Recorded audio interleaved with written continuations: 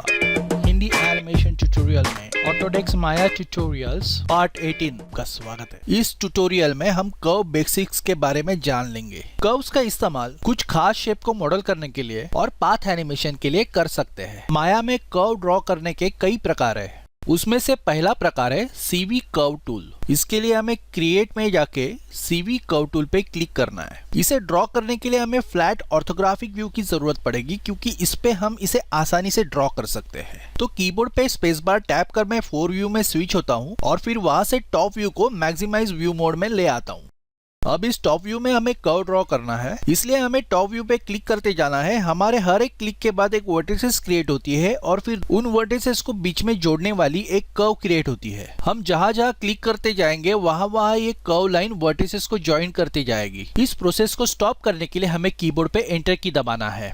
अब इस कर्व का इस्तेमाल मैं पाथ एनिमेशन के लिए कर सकता हूँ या इसके मदद से वायर या पाइप जैसी चीज को मॉडल कर सकता हूँ। इस पे राइट क्लिक करके जो मार्किंग मेनूज अपीयर होता है, इसमें कई सारे आप ऑप्शंस देख पा रहे हो, जैसे कि curve point, control vertex, edit point, etcetera etcetera. इसमें से कंट्रोल वर्टेक्स और एडिट पॉइंट ये तो इंपॉर्टेंट ऑप्शंस है। तो चलो पहले कंट्रोल वर्टेक्स के बारे में जान लेते हैं। ये बेसिकली एक किस्म के वर्टिसेस है जो इस कर्व के अप एंड डाउन को कंट्रोल करते हैं। हमें सिर्फ इन वर्टिसेस को सिलेक्ट करके मूव टूल के साथ मूव करना है।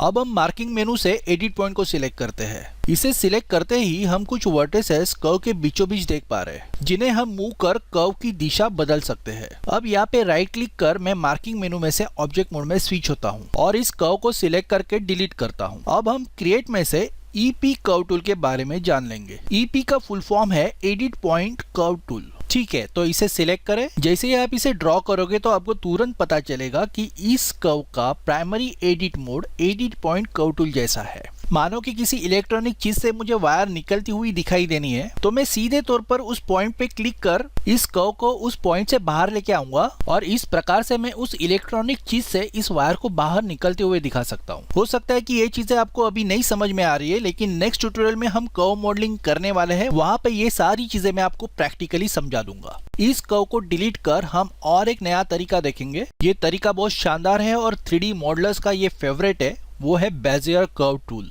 हो सकता है कि आपको शायद इस टूल का इंटरफेस जाना पहचाना सा लगे, क्योंकि ये बिल्कुल एडोब इलस्ट्रेटर और एडोब फोटोशॉप के पेन टूल जैसा है। जिनका फोटोशॉप हो चुका है उन्हें ये टूल बहुत जल्दी समझ में आएगा। जैसे आप यहाँ पे देख पा रहे हो कि हमारे वर्टिसेस को टेंजेंट है और इन टेंजेंट को मैं खींच के यहाँ पे कर्व एडजस्ट कर रहा हूँ।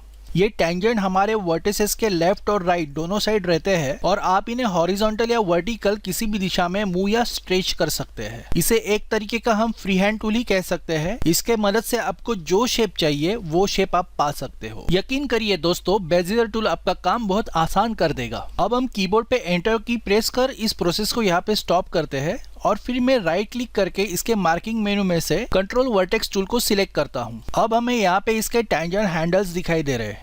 इन हैंडल्स को ऑपरेट करके हम इस कर्व को कभी भी एडजस्ट कर सकते हैं।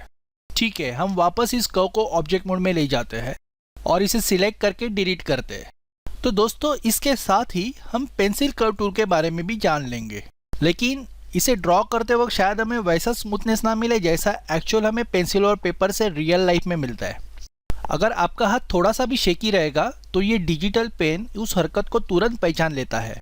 लेकिन हमें इस चीज की चिंता करने की कोई जरूरत नहीं, क्योंकि माया ने इसका सॉल्यूशन दे रखा है। अगर इस शेकी कर्व को हमें एक स्मूथ कर्व में चेंज करना है तो हमें सरफेसेस वर्क मोड में से एडिट कर्व मेनू को क्लिक करना है और फिर वहां से स्मूथ कर्व को सिलेक्ट करना है।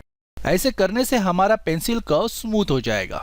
ठीक है दोस्तों, तो अभी के लिए इतना काफी है। अब नेक्स्ट लेक्चर में हम कर्व की मदद से माया में मॉडल बनाएंगे। इनके बारे में हम नेक्स्ट लेक्चर में विस्तार से जान लेंगे, लेकिन इसके लिए आपको मेरा चैनल सब्सक्राइब करना होगा। हिंदी एनिमेशन ट्यूटोरियल के साथ जुड़े रहने के लिए धन्यवाद। आपका दिन शुभ रहे।